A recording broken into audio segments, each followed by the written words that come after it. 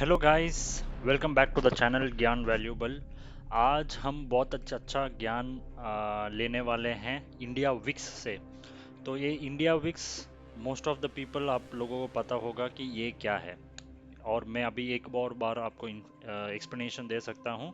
So India VIX it's a matrix जहाँ पे it measures the volatility index of the markets. मतलब simple भाषा में बोलूँ तो ये मेजर करता है कि मार्केट में कितना फियर है और कितना ग्रीड है। तो इन दोनों का इमोशंस को मेजर करने वाला इंडेक्स है।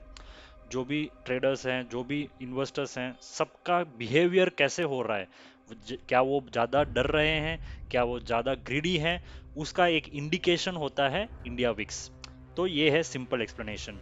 और हाउ हम इंडिया विक्स को कैसे यूज़ कर सकते हैं for the long term investing, जहां हम इन्वेस्टमेंट्स कर सकते हैं।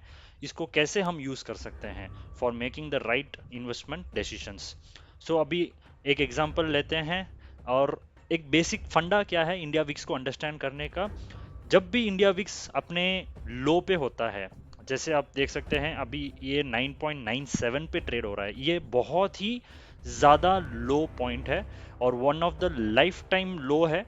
जो आप देख सकते हो, अगर मंथली चार्ट अगर इंडिया विक्स का देखेंगे तो this is one of the lowest point जहाँ पे इंडिया विक्स अब ट्रेड कर रहा है। तो क्या होता है, ज़्यादातर समय इंडिया विक्स अगर नीचे है और इसका मतलब ये होता है कि मार्केट में अभी वॉलेटिलिटी कम हो गई है, लोग नहीं डर रहे हैं, देर इज मोर ग्रीड। तो आप एक ही समझना कि when the India VIX is low, it means that people are निडर, people are not afraid of the markets, they are just greedy, they are want to just make money, they are in that process, in that thought process. So ये point पे हमें बहुत ही ज़्यादा सतर्क रहना पड़ेगा। अगर आप फंडामेंटली इन्वेस्टमेंट्स करते हैं तो इस बात को बहुत गौर देना पड़ेगा कि अभी ये इंडिया विक्स बहुत लो है, इसका मतलब मार्केट में कोई डर नहीं है।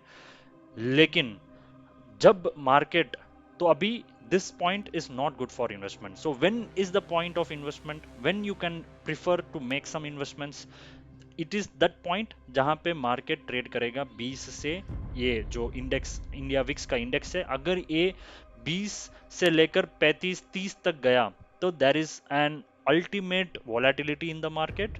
इसका मतलब वहां पे बहुत ही ज्यादा डर बैठ गया है, लोगों के बीच में, ट्रेडर्स के बीच में डर का माहौल बन रखा है। तो उस समय हमें we should be more concentrating on fundamentally good stocks में इन्वेस्टमेंट करने के लिए। तो एक बड़ा कोट भी है, मुझे याद आ रहा है, जहाँ पे वॉरेन बफेट का कोट है। तो जहाँ बोलते हैं कि when everyone are greedy you should be very fearful, and if everyone are fearful then that is the point where you should be greedy. So उस समय वो ग्रीडी पॉइंट कब होता है, जब 20 से 30 के आसपास, इसके ऊपर जहां भी अगर इंडिया विक्स ज़्यादा है 30 के ऊपर, तो ये वहां पे डर का माहौल बना हुआ है।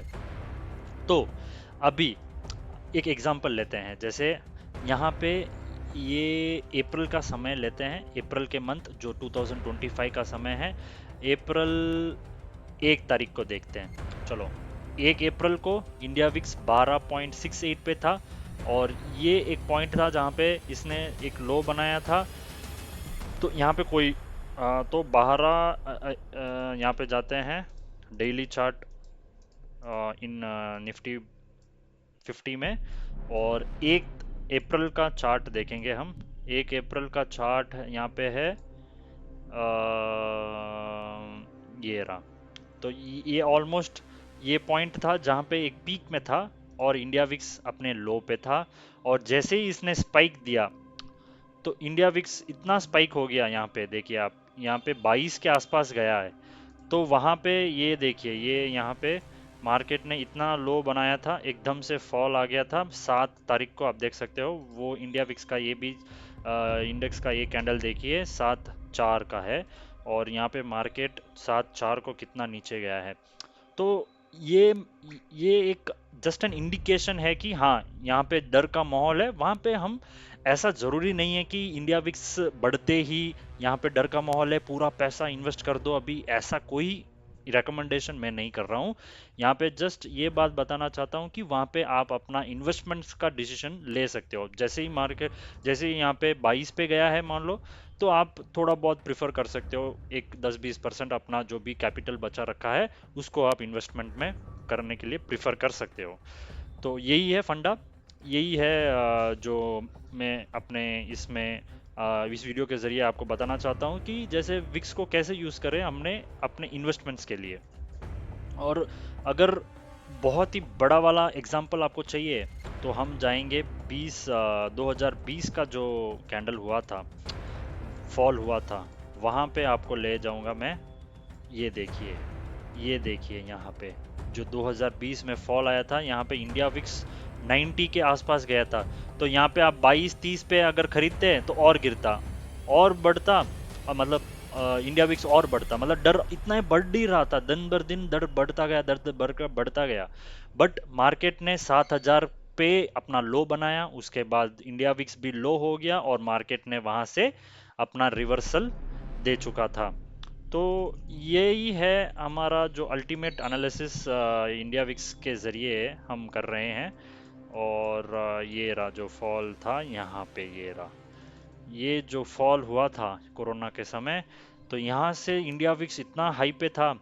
तो यही रिकमेंडेशन है कि हर पॉइंट पे जितना ये हाई पे हाई पे हाई बना रहा है, उस समय आप थोड़ा सा अपना कैपिटल इन्वेस्टमेंट्स में डाल सकते हैं और फंडामेंटली स्ट्रॉन्ग कंपनीज में आप लगा सकते हो अपने पैसे।